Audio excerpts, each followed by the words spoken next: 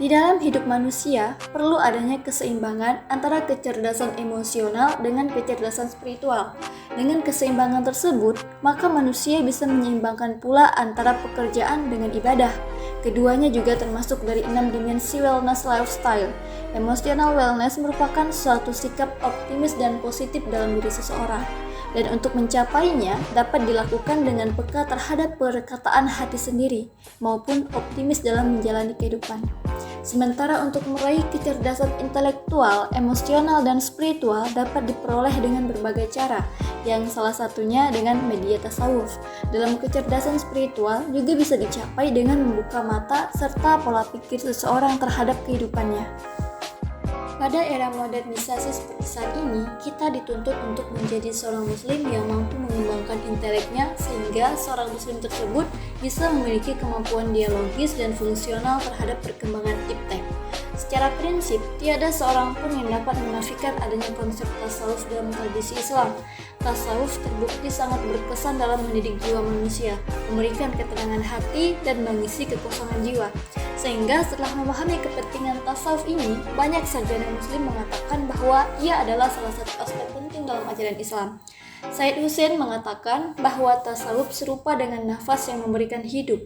Tasawuf telah memberikan semangatnya pada seluruh struktur Islam, baik dalam perwujudan sosial maupun intelektual. Oleh karenanya itu, apabila tasawuf sudah masuk ke dalam diri kita, maka akan dapat menyatakan kecerdasan intelektual. Tasawuf memberikan berbagai informasi yang kebanyakan mengenai ajaran-ajaran Islam, yang mana ajaran tersebut bisa menjadikan media untuk kita dalam memperoleh kecerdasan intelektual. Kecerdasan emosional menurut Daniel Goleman adalah kemampuan mengenali perasaan kita sendiri dan orang lain, kemampuan memotivasi diri sendiri, dan kemampuan mengelola emosi dengan baik pada diri sendiri dalam hubungan dengan orang lain. Dengan demikian, kecerdasan emosional mencangkup kesadaran diri, pengaturan diri, motivasi, empati, dan keterampilan sosial. Kesadaran diri berarti mengetahui apa yang kita rasakan pada suatu saat dan menggunakannya untuk memandu pengambilan keputusan diri sendiri, sehingga memiliki tolak ukur yang realitas atas kemampuan diri dan kepercayaan diri yang kuat. Pengaturan diri ialah menangani emosi sehingga berdampak positif pada pelaksanaan tugas. Motivasi berarti menggunakan hasrat yang paling dalam untuk menggerakkan dan menuntun kita menuju sasaran. Empati adalah merasakan apa yang dirasakan oleh orang lain. Kemudian, keterampilan sosial adalah menangani emosi dengan baik ketika berhubungan dengan orang lain, dengan cermat membaca situasi dan jaringan sosial. Dilihat dari perspektif subsistik, unsur-unsur kecerdasan emosional itu juga ada dalam tasawuf. Misalnya, kesadaran diri dalam tasawuf disebut muhasabah. Kemudian, pengaturan diri dalam tasawuf banyak kesamaannya dengan sabar. Lalu motivasi dalam tasawuf, empati, dan tasawuf izhar. Lalu tentang keterampilan sosial dalam tasawuf ada konsep saja'ah. Dengan demikian, unsur-unsur kecerdasan emosional juga ada dalam tasawuf. Sehingga orang yang mengamalkan tasawuf dengan baik, maka ia juga cerdas secara emosional. Bukan suatu hal yang berlebihan jika ia mengatakan bahwa sufi adalah pakar ilmu jiwa sekaligus dokter jiwa. Kemudian jika kita ingin menguasai emosi kita, maka kita harus menyentuh apa yang dinamakan ilmu tasawuf. Hal ini cukup beralasan mengingat bahwa dalam substansi pembahasannya, tasawuf selalu membicarakan persoalan-persoalan yang berkisar mengenai jiwa manusia.